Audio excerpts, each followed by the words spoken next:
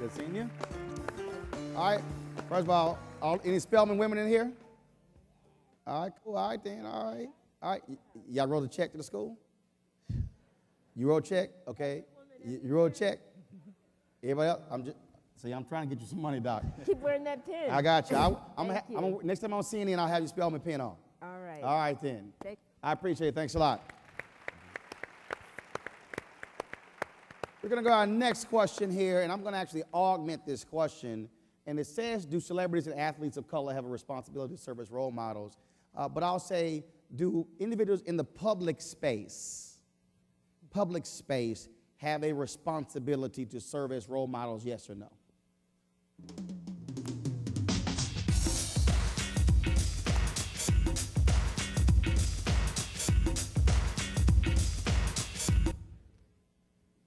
Where that song came from, DJ.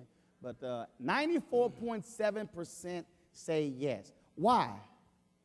Why does again, we're talking about a responsibility. Why does a person in this public space have a responsibility, which some might mean a mandate, it's required, because some folks say, look, that's not my job. Right. I'm here to play basketball. Right. I'm here to act. Right. I'm here to play football. My job is to deal with my kids. That's it. I don't have to be responsible. It's not my job. Right. Why is that? Why do you think that number is that high? Folks that they have a responsibility to serve as a role model. You know, I don't think that the word responsibility should be utilized when it comes to role models and celebrities. You know, to each his own. I do believe that we are responsible for the images that we project, but it's not our job. Our job is to act. Our job is to play basketball. I mean, I remember back when I was growing up, Charles Barkley had the big "I am not your role model," campaign. And even still, he served as a role model to me, because I liked his candor. I liked the fact that he didn't care, and that he was honest with how he felt, regardless of who the audience was. But to say that it's a responsibility, I think that we start forgetting sometimes that celebrities and athletes are regular human beings who make mistakes. And I think that there is a certain amount of responsibility that we have with raising our children to remind them, yes, you may like Michael Jordan or Mike Vick or whoever, but he's still a man who makes mistakes. So that we don't create this, put anybody on a pedestal that when they fall from, someplace they should have never been up in the first place. Because some folks act a fool when somebody falls. Right. And I just sit there and I go, seriously, when you go to a game, I'm watching you play. Right. I'm not paying to watch you change a diaper. Right. And so people often get that confused. Right. And that bothers me when they somehow say, no, you have to do this. Right. Yeah, I guess I have a slightly different view. I do believe that, and I actually appreciate the word responsibility in the sentence, because I believe some of us that are placed in certain positions, whether it be due to our athletic ability or whether it's in a corporate setting, I do believe we have a responsibility, we have a duty, because I think that our actions, our behaviors influence others. Mm-hmm. And we talked earlier about the family unit, or the breakdown of the family unit in some of our communities. So I take on that responsibility personally, and I still believe that the basketball player does have a duty to ensure that they are projecting an image when they're off the court that is not going to negatively influence our youth. If the only image the 12-year-old in the hood is going to see is the ball player, and he's a big fan and he's wearing a jersey, that ball player to me has a responsibility to ensure that they're not acting a fool when they're off the court. So I have a slightly different view on that. Yeah, but doesn't that get us back to the fundamental problem as a community, that if we are sitting here dependent upon a 22-year-old ball player to somehow do everything right, and we are saying, you do this, but we're unwilling to say it to the person at the grocery store, unwilling to say it to an uncle, unwilling to say it to an aunt, unwilling to say it to a brother. So we're willing to check Dwayne Wade and Michael Vick, but we're unwilling to check Boo Boo and check Jimmy and check Lisa. I'm sorry. I don't look to an athlete to raise my 9 nieces and 4 nephews. Let's also not forget that, if you look at products, because we're all, business people here, the corporate objective of Pepsi is totally different than the corporate objective of Gatorade. Now they may be sister companies, but one hydrates and one makes you, it just feels good. A little caffeine boost every now and then. And the same thing with athletes. You can't compare a Grant Hill and a Dennis Rodman. They're 2 different brands. One is the good guy and one is the bad guy, and that's his entertainment value. Now, what he does off the court, I agree with you. Right. But what he does on the court, people want to see him take off his shirt, foul hard, and throw some bows. Because I'll tell you right now, and nobody's tripping on LeBron, what he's doing with his kids. They were mad what happened in the 4th quarter. Right. I'm just saying. Now, okay, y'all can sit here and trip if y'all want to. But to the point you raised, and let me take this corporate then. How many of you, how about this here? Can they still vote on a question from the floor? Can we do that? Can we do that? All right, we're going to try it. So here's my question. How many of you believe that Jack Welch, the former CEO of GE, is a role model? Yes or no? A or B, yes or no? How many of you believe that Jack Welch, the CEO, former CEO of General Electric, is a role model? Yes or no? Can we get countdown? A number? I think you have to count. Let's see if y'all quick up with the dials. Guess we can't vote on that question. 77%. All right. There you go. So explain this to me. In Jack Welch's book, people call him America's favorite CEO. He talked about the importance of integrity and credibility among his employees. Yeah, y'all know where I'm going. We know. But Jack's second wife, he cheated on her because of the first wife. Third wife cheated on her with the second wife. But we call Jack Welch America's CEO. So how can 94% of us say an athlete has a responsibility to be a role model, but nobody wants to talk about the integrity and credibility of Jack Welch at home? Very true. Anybody can answer that question.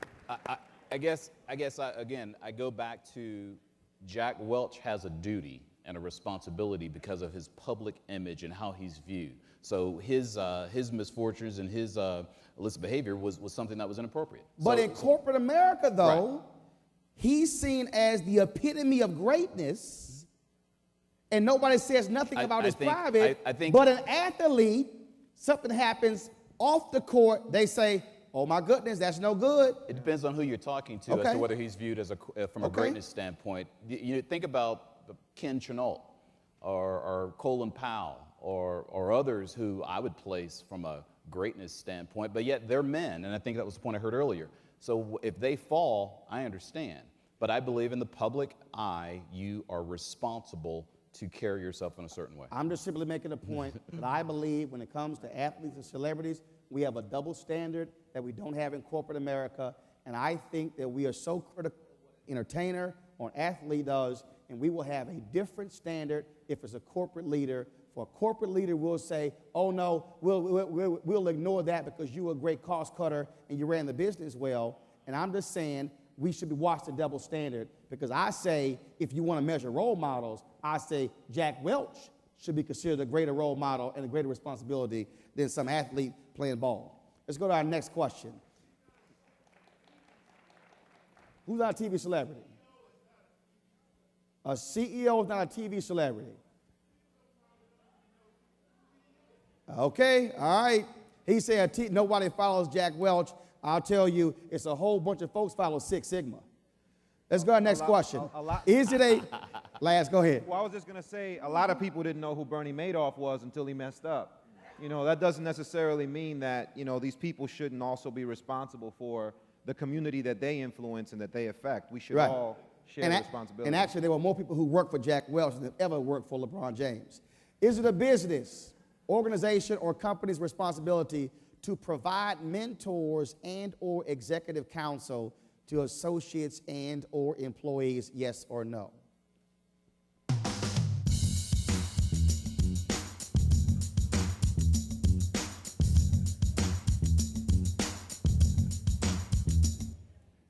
About to come up on you in the questions. Tommy, you ready? Got your Oprah shoes on? All right. 68.6% say yes. 31.4% say no. So, Ashley, let me deal with this mentor question.